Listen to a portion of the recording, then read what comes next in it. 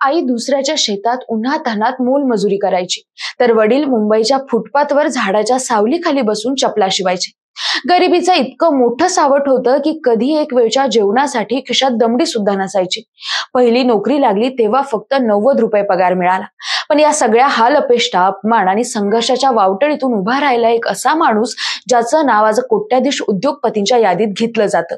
ते नाव म्हणजे अशोक खाडे. ज्या शेतात आईनं मजुरी केली, पठ्ठ्यानं तीच शेती विकत घेतली. ज्या गावात दगडू चांभाराचा मुलगा म्हणून ओळख होती, ते अख्खं गाव आज त्यांना आबा म्हणून हाक मारतं. पण मंडळी, साध्या कुटुंबातून आलेला हा सामान्य माणूस आपल्या जिद्दीच्या जोरावर 500 कोटींचा मालक कसा बनला, हेच आज आपण या व्हिडिओच्या माध्यमातून जाणून घेणार आहोत. नमस्कार, मी काजल भालेराव आणि तुम्ही बघताय विषयच भारी. ज्या व्यक्तीला 2 वेळच्या भाकरीसाठी संघर्ष करावा लागला, ती व्यक्ती आज 4,500 लोकांचं पोट भरते आणि त्या व्यक्तीचं नाव आहे अशोक खाडे. महाराष्ट्राच्या सांगली जिल्ह्यातील एका अत्यंत गरीब कुटुंबात त्यांचा जन्म झाला. आई वडील आणि 6 भावंड एवढं मोठं कुटुंब, आणि या भल्या मोठ्या संकटाचा गाडा त्यांचे आई वडील हाकायचे. सांगली जिल्ह्यातल्या पेड गावात अशोक खाडेंचं बालपण गेलं. 7वी पर्यंतचं शिक्षण पेडला झालं. पुढच्या शिक्षणासाठी त्यांनी तासगावच्या बोर्डिंगची वाट धरली. 1972 साली 11वी उत्तम गुणांनी त्यांनी पास केली होती. पण त्याच वर्षी पडला भीषण दुष्काळ. अंगात घालायला कपडे नव्हते, पायात पायतान तर दूरचीच गोष्ट.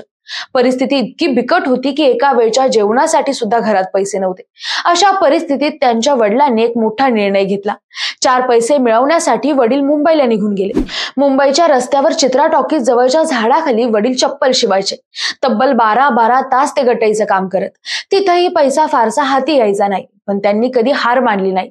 उलट कधी कधी बोर्डिंगवर अशोकसाठी भाकरी घेऊन यायचे आणि सांगायचे, राजांनो, गरिबी आणि दुष्काळ मी आणलेला नाही, पण तुम्ही धीर सोडू नका.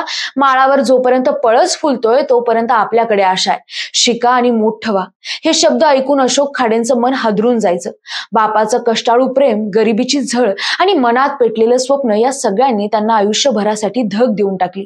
1975 साली अख्खं खाडे कुटुंब मुंबईच्या दिशेने निघालं. मोठं शहर, अनोळखी रस्ते, पण मनात एकच ध्येय, 4 हक्काचे पैसे कमवायचे. अशोक आणि त्यांचे 2 भाऊ मिळून माझगाव डॉक मध्ये नोकरीला लागले. अशोक खाडेंना डिझाईन विभागात काम मिळालं, पण शिक्षणाची जिद्द अजून पेटलेलीच होती. मोठ्या भावाच्या पाठबळानं त्यांनी इंजिनिअरिंगला प्रवेश घेतला. दिवसभर कॉलेजमध्ये शिकायचं आणि रात्री माझगाव डॉक मध्ये राबायचं. झोप नव्हतीच, मात्र मोठं होण्याची स्वप्न न चुकता पडायची. शिक्षण आणि काम सुरू असतानाच 1983 साली खाडे यांच्या आयुष्यात मोठी संधी चालून आली. कंपनीच्या प्रोजेक्टवर ते थेट जर्मनीला गेले.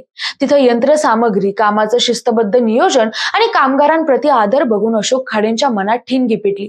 आता स्वतःचं काहीतरी मोठं उभं करायचं. मग जर्मनीतून परत आल्यावर काही वर्ष अजून नोकरी केली आणि 1992 मध्ये त्यांनी नोकरीला रामराम ठोकला आणि ठरवून टाकलं की आयुष्यभर उपासमार करत जगण्यापेक्षा थोडंसं जगू, पण अभिमानानं जगू. या विचारातूनच दास ऑफशोरचं बीज पेरलं गेलं आणि त्यातून सुरू झाला एक असामान्य यशाचा प्रवास. पण अडचणी तर तोंडावरच होत्या. मराठी माणूस, त्यातही खाडे आडनाव, कोण काम देणार? म्हणूनच 3 भावांनी आपल्या नावाची अद्याक्षरं देऊन कंपनीचं नाव ठेवलं दास ऑफशोर. आणि जिथून प्रवास सुरू केला होता त्या माझगाव डॉक मध्येच पहिलं प्रोजेक्ट मिळालं. मुंबईतील पहिला स्काय वॉक बांधला. मग मागे वळून बघितलंच नाही. आज ज्या दास ऑफशोर कंपनीची सुरुवात 3 भावांनी 0 वरून केली, ती कंपनी आज ONGC, ब्रिटिश गॅस सारख्या जागतिक कंपन्यांसाठी भर समुद्रात प्रकल्प उभारते. एका छोट्याशा शेड मधून सुरू झालेला हा प्रवास आज 7 वेगवेगळ्या कंपन्या उभारून सुरू आहे. इंजिनिअरिंग, डेअरी, ॲग्रो प्रोडक्ट्स, रस्ते व उड्डाणपूल बांधणी अशा विविध क्षेत्रात भक्कम पाय रोवलेत. आणि हे सगळं थांबलं नाही, तर खाडे यांनी थेट अबुधाबीच्या प्रिन्स शेख मोहम्मद बिन खलिफा बिन झायर अल नयन यांच्यासोबत बिझनेस पार्टनरशिप केली आहे. इतकं सगळं मिळवून सुद्धा खाडेंच्या मनात अहंकाराचा लवलेश नाही, कारण ते मुळातूनच वारकरी वृत्तीचे. ज्ञानेश्वरीवर त्यांचा गाढा विश्वास आहे आणि जमशेदजी टाटा, मदर टेरेसा हे त्यांचे आदर्श. पैसा आला, सत्ता आली, परदेशी भागीदारी आली, पण मन मात्र मातीशी जोडलेलं राहिलं. एका रुपयातला एक हिस्सा समाजासाठी, एक देवासाठी, एक कामगारांसाठी आणि उरलेला स्वतःसाठी अशी उत्पन्नाची वाटणी करणारे खाडे हे आजही वर्षातून एकदा पंढरपूरची पायी वारी करतात. रोज BMW मधून फिरणारे हे उद्योगपती, पण चित्रा टॉकीज जवळ त्यांची गाडी आली की जिथे त्यांचे वडील झाडाखाली चप्पल शिवायचे त्या झाडाला अजूनही नमस्कार करतात. ते म्हणतात, दुसऱ्यांवर केलेले उपकार तळ हातावर नाही तर तळ पायावर लिहा, जे फक्त मातीच वाचू शकते. समाजसेविका सिंधुताई सपकाळांचे शब्द त्यांनी मनात कोरून ठेवलेत. एवढंच नाही तर त्यांनी मास्टर्स इन फिलॉसॉफी पूर्ण केलं असून संत ज्ञानेश्वर महाराजांवर PhD करण्याचा विचारही चालू आहे. मराठी असल्याचा खाडेंना प्रचंड अभिमान आहे. ते अभिमानानं म्हणतात, माझ्या कंपनीत चेहऱ्यावर चिंता असलेला एकही कर्मचारी तुम्हाला दिसणार नाही, कारण त्यांना माहितीये उपाशी पोटी काम करणं काय असतं. ज्या शेतात कधी त्यांची आई शेतमजुरी करत होती ती शेती आज त्यांनी स्वतः विकत घेतली, आणि ज्या गावात कधी दगडू चांभाराचा पोरगा म्हणून ओळखला जायचं तेच गाव आज त्यांना आबा म्हणून ओळखतं.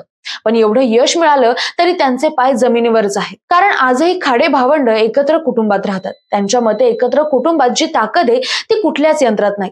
हाच आधार त्यांच्या यशाचं खरं गुपित ठरला. मंडळी, ज्यांच्यासाठी पोट भरणं एक संकट होतं ते आज 4,500 लोकांचं पोट भरतात.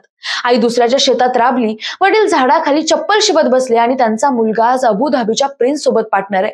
ही मातीपासून शिखरापर्यंतची अशोक खाडेंची गोष्ट तुम्हाला कशी वाटली कमेंट करून नक्की सांगा, आणि अशाच सक्सेस स्टोरी ऐकायला आणि जगायला विश्वास भारीला नक्की सबस्क्राईब करा. धन्यवाद.